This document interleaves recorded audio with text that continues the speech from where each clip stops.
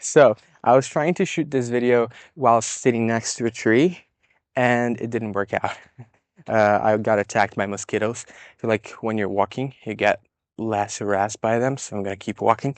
I'm in a park in Melbourne, and it's mid-spring now, and I feel like more and more animals are coming up, which is not, it's good and bad, you know. There's definitely consequences to that. Damn, the park ends here. I'm gonna have to turn around. But I'm gonna talk to you about how the English language has a different approach to money as most other languages. I speak a couple other languages besides English, and the way English speaking people, say certain things about money or how they view money is very interesting. The first example is how in English you say you make money, and in other languages, uh, making money and winning money are like one and the same. Whereas for English, like you win money in the lottery, for example, but you make money while you're working or with a company or whatever. And it's a different approach because it makes it seem more like you're responsible for it, and it makes it look like you're creating it out of thin air, you know? Like you're not stealing it from anyone, or the fact that you're making the money isn't actually contributing to someone else losing their money, you know? You're just making money, and that indicates that you're creating something, that wealth is actually being generated.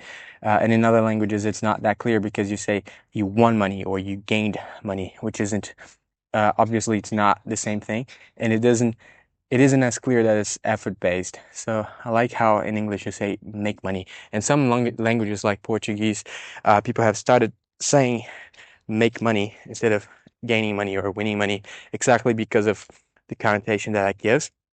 But it's not something that's natural. It's not something off the language. It's something that was kind of brought from English.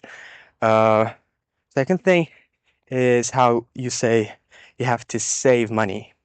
So in other languages, not all of the languages, I don't know every other language, but in many other languages, you say something more like putting away money or guarding money, like in a way of like putting it in the box or putting it somewhere else or different. And for English, you say save money. And I think that is a very interesting way to view that because it really indicates that if you don't save it, you're going to lose it. Like it's almost as if earned money was bound to be lost if you're not very careful about it, and so you have to save it. And I think that's very true also.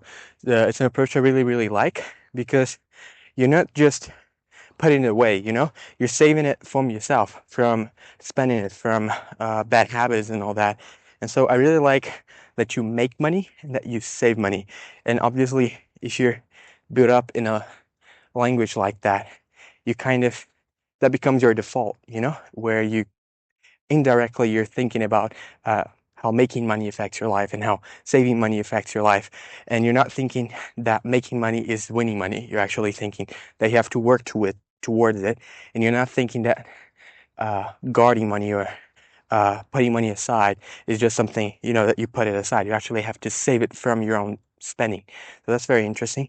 And then the third approach that it's mostly English speaking countries that have is how minimum wage is tied to an hourly wage. So it's $7 an hour or $15 an hour, or in Ireland it would be 13 euros an hour, but it's always per hour.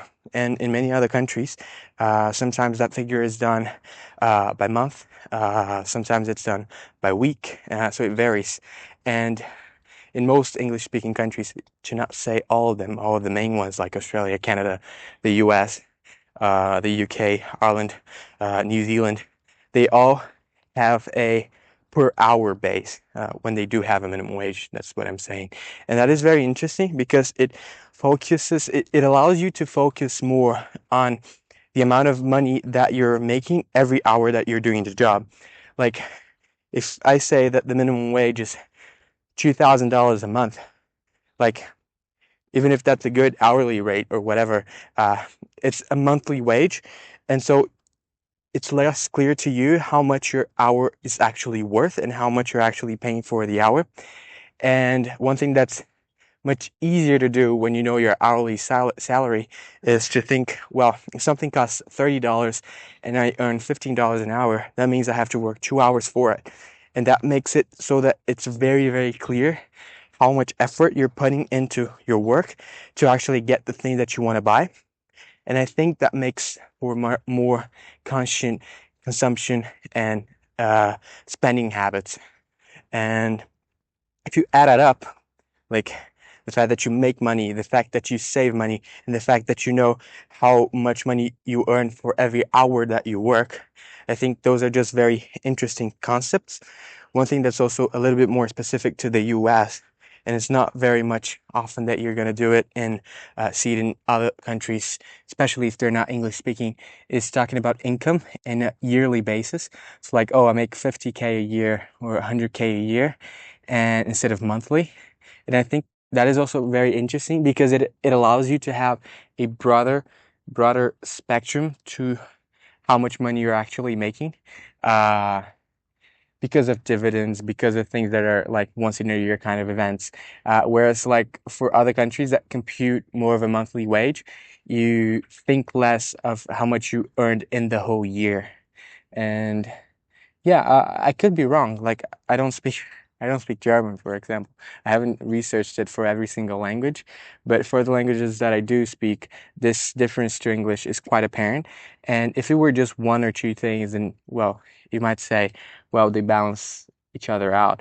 But all of those things are in a particular direction, in a direction of believing that your work makes money instead of just winning money, believing that you have to save your money from yourself, believing that you thinking in terms of hourly rates, in terms of how much you make in an hour, and also thinking in yearly income, that is how much you make in a total year, which broadens your horizon to, oh, maybe I'm not making that much money this month, but it's because next month I'm gonna have a big paid out. Or I guess it makes it a little bit easier if you're working in sales, if you're working in real estate, if you're working in not very regular kinds of income. And it's interesting that the language kind of melted or blend with the culture in that sense.